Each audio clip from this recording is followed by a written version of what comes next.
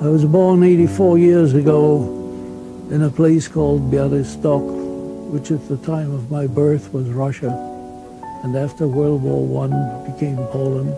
My entire family, many of whom had been slaughtered by Soviet pogroms, had immigrated to the United States before my birth even, including my grandmother, who was in the United States, but my family remained behind because of illness, my mother's family.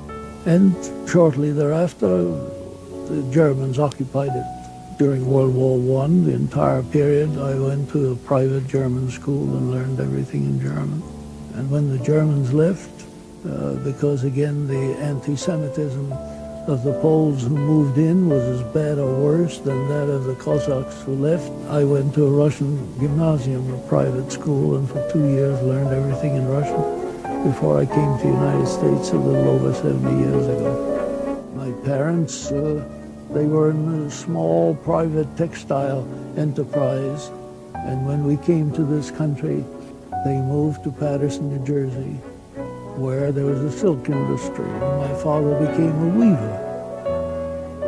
I had a little tutoring from 2 cousins of mine in New York City who were civil engineers for 2 months, and then I went to Paterson High School, from which I joined over 70 years ago, and I graduated in 1923. By the time I got to Paterson High School, after 2 months of tutoring with my cousins in New York City, my English was pretty good.